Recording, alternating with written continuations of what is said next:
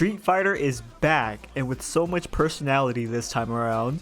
I can't remember the last time I was actually excited for a Street Fighter game to come out, but this one looked different. It seems like Capcom have ditched the sort of world tournament aesthetic in 5 and gone back to their roots, putting the literal street back in Street Fighter. They changed their whole aesthetic to fit the more hip-hop urban style that the older games like Street Fighter 3 had, and I love it. Street Fighter 6 just oozes personality with its music, its visual effects, and the most important part of any fighting game, the characters. I have not been this excited for a fighting game since Guilty Gear Strive, which was 2 years ago, so not that long ago. But I'm not usually interested in fighting games in the first place, so it's kinda rare that I would be excited for one at all. But Capcom has somehow done it again and released another banger of a video game after Resident Evil 4 Remake. How are they releasing so many good games? Do the developers even sleep over there? Anyways, now we just have to wait and see if Exoprimal and Dragon's Dogma 2 can help Capcom solidify their place as best publisher of the year. And so far it's looking pretty good. Some parts are looking a bit iffy like the forced multiplayer, but only time will tell. With that being said, Street Fighter 6 is an amazing game for both new and older players. And because of that push to cater towards the newer players, I feel like this game will last a very long time within the fighting game community and gaming in general.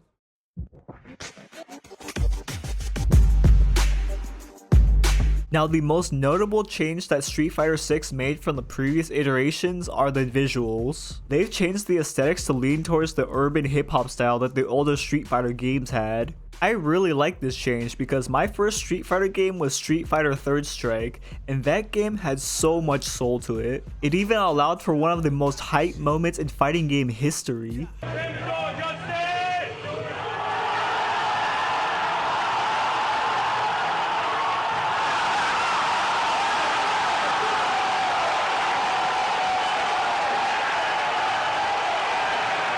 It's a real shame that Capcom stopped doing the hip-hop thing in 4 and 5, as I felt that's what kinda made Street Fighter unique.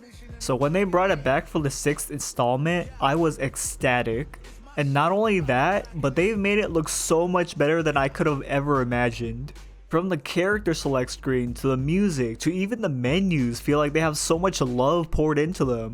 The neon graffiti visuals look so beautiful, especially during matches when you use your brand new drive abilities.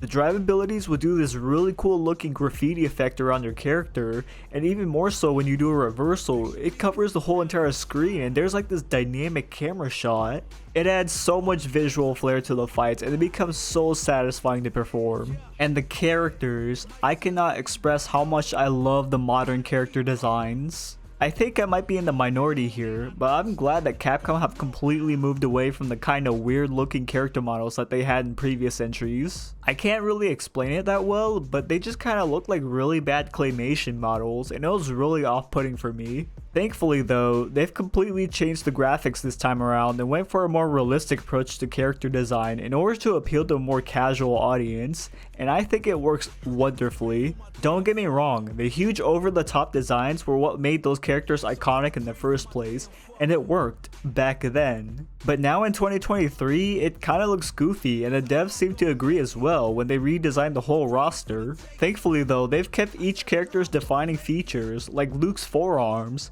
I mean, just look how girthy they are. And Chun-Li still has her big, meaty thighs that she's known for. All the characters still retain their iconic features, but it looks more normal now. Gone are the days of the banana hair Ken, and now he's depressed.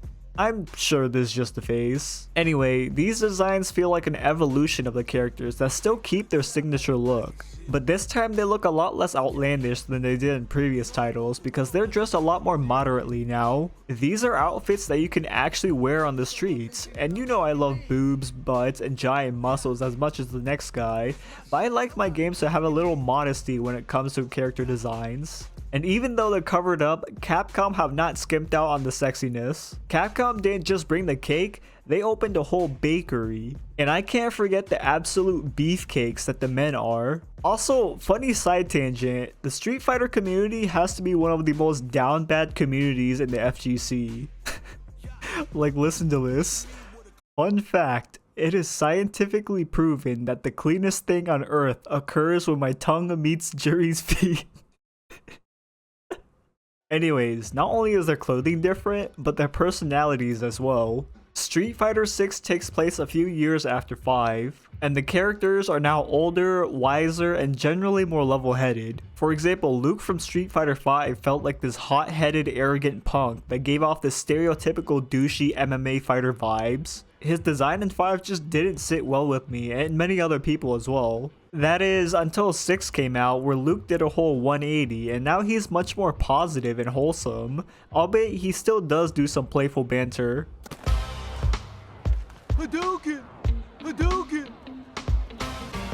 Hadouken! It felt like this was supposed to be Luke's real design, and him being in 5 was just a cameo of his younger self. The best way I can describe his transformation is that he went from douchebag MMA fighter to wholesome fitness coach. And not just Luke, but fan favorite characters like Ryu, Ken, Cammy, Guile, and Chun-Li are much older now and have taken a step back from the spotlight. They've passed the torch on to a newer generation of fighters in order to appeal to a more modern day audience like Luke, Jamie, Manon, Kimberly. And the new characters are all great. They all have memorable traits, their designs are interesting, and their fighting styles are so unique. Like, Jamie combines the drunken fist and breakdancing, Manon combines judo with ballet, and Kimberly combines ninjutsu with old school hip-hop. These new characters are so cool, which makes me totally fine with Ryu not being the face of Street Fighter anymore, and letting Luke take that spotlight this time around. It was an interesting choice, but I think it was worth it with how these characters turned out. And because of that, I'm pretty hopeful for future DLC releases. No, you couldn't handle this. Street Fighter 6 features a fully fledged single-player PvE mode called World Tour. It's basically the campaign of this game, except there's not really that much of a story. The character creator is really deep and allows for precise control of literally every part of your character's body. I've seen some crazy good custom characters that other people made. I've also seen way more abominations that were just way too funny to look at. Like, look at these guys. They look like SpongeBob and Patrick from that Face Freeze episode where they were making those goofy faces. Seeing people make their characters look like they belong in Ark Survival Evolved would never not be funny to me. Now, I kinda have some mixed feelings about the World Tour. On one hand, it's a cool experience to be able to interact with your favorite characters from the game and bond with them. On the other hand, I think the RPG aspect kinda gets out of hand near the end game and becomes pretty obnoxious to play through. Let me explain. The World Tour incorporates pretty basic RPG elements into it, like levels, stats, gears, all that jazz. And these stats will play a major role in combat. During the early game, this won't really matter that much as the enemy stats are pretty manageable, but later on near the end game, their stat scaling gets really ridiculous. Normal enemies would be doing a fourth of your health bar off a single throw, and bosses will pretty much do 75% of your health bar if you mess up even once. And that would be fine if your stats scale the same way the enemies do, but they don't. You'll be doing like 200 damage per hit while they're doing 2000 damage per hit. Because of this, it incentivizes a cheesy playstyle of gameplay where you just drink a potion whenever you take damage and spam the same combo to abuse the AI. And the endgame bosses are damn near impossible to beat without using items. And you'll notice that here I am underleveled even though I did a good chunk of side missions. The thing is, levels don't really help that much. Sure, you have a little bit more health and deal a little bit more damage, but the fights will still feel the same. Even if you grind into the same level, you'll still probably have to spam healing items and your damage will still be like toothpicks on a concrete wall because your damage scaling is extremely low. I get that Capcom wanted to make the game more difficult as you progressed, but this was the wrong way to do it, and unfortunately they've kinda missed the mark here. The rest of the RPG stuff is fine, I guess. It's not terrible, but it's nothing new. Most of it are just stat increases with very minor passive buffs, so it's whatever. During the World Tour, you'll visit a variety of locations around the world that each pertain to one of the characters on the roster, like Manon in France or Marissa in Italy, etc. Disappointingly though, you can't explore the different locations around the world. You can only really explore Metro City and Neychal, which is kinda lame. The world locations are only there to just hold the masters, that's really it. It's not really much of a tour, it's more of a vendor with extra steps. The best part about the World Tour in my opinion is that you can interact with the entire Street Fighter roster as their student and have them teach you their own fighting styles. And what's great about it is that you can become all of their students, so you can take whatever move you like from any character's kit and use it for yourself to make your own mixed fighting style. And there's also this bond system with the masters that if you level up enough, you'll start to get closer to them and they'll start to tell you bits of their backstory, and it just gets really interesting to learn more about my favorite characters. Capcom, if you decide to make a Street Fighter dating sim, I will totally buy it. To review, obviously.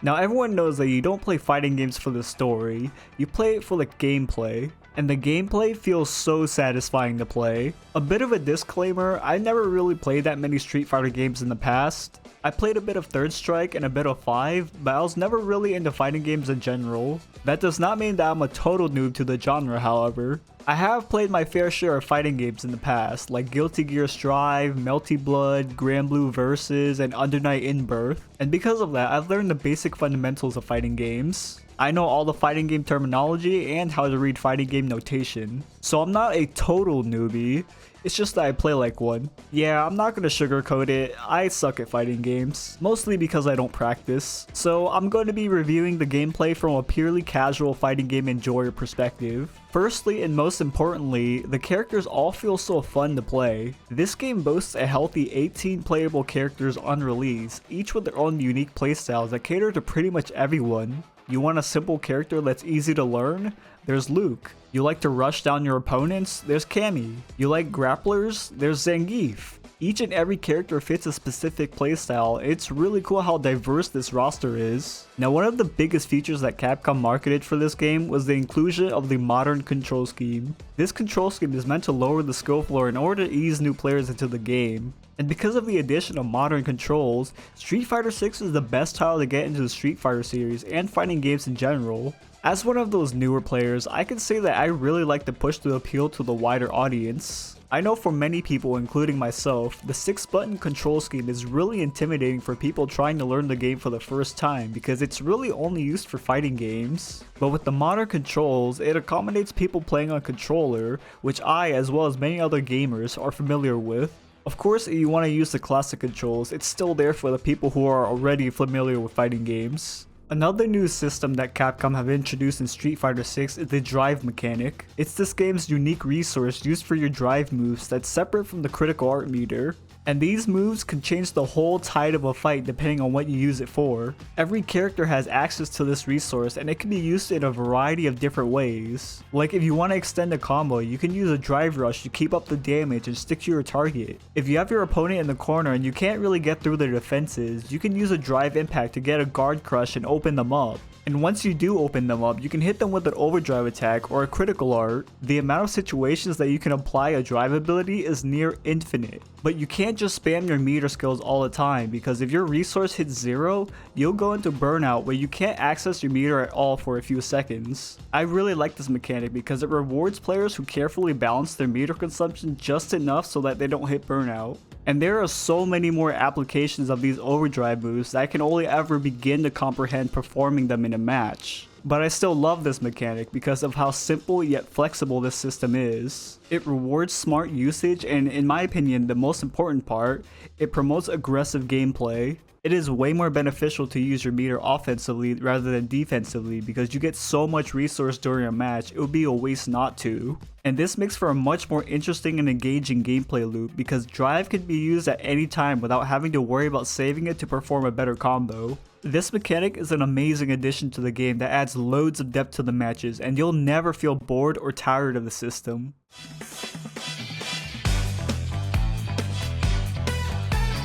Another feature that Street Fighter 6 heavily showcased in the marketing was the Battle Hub. The Battle Hub is a multiplayer space where you can hang out with other people using your own custom avatars. You can do a variety of different stuff in the Battle Hub, like playing or spectating matches against other players, joining tournaments, and admiring other people's extremely funny looking custom characters. The Battle Hub is a great place to hang out with other people and genuinely just make some friends within the fighting game community. Now, if Street Fighter 6 just released with the World Tour, the Battle Hub, and the Training Grounds, this would still be a pretty good game. But they released even more content on top of this. There's an arcade mode where you can fight a gauntlet of opponents to see how many points you can get at the end. They even added a bit of story in these with the characters interacting with each other, and their interactions make them so much more lovable.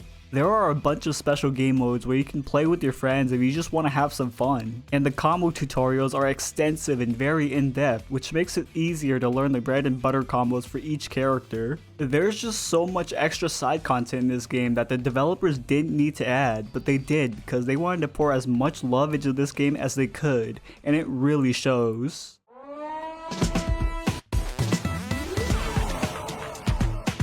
Street Fighter 6 is one of the best fighting games to come out in a while. It was really apparent that this game was going to be something special when they first revealed it a year ago. This game just emanates style, from the aesthetics to the music to the character designs. It was so cool seeing that they went back to their hip-hop urban style roots that this franchise was missing since Street Fighter 3, and that was the best decision that Capcom could have ever made. And it has never been better to be a newcomer to this franchise because Street Fighter 6 makes a great effort to cater to the modern audience who might have never played a fighting game before. So they included a bunch of side content like the World Tour and the arcade mode for the more casual players who don't always want to fight against another player. Street Fighter 6 also brings back some fan favorite characters in a new reimagined light that evolves the character designs to fit the streetwear motif.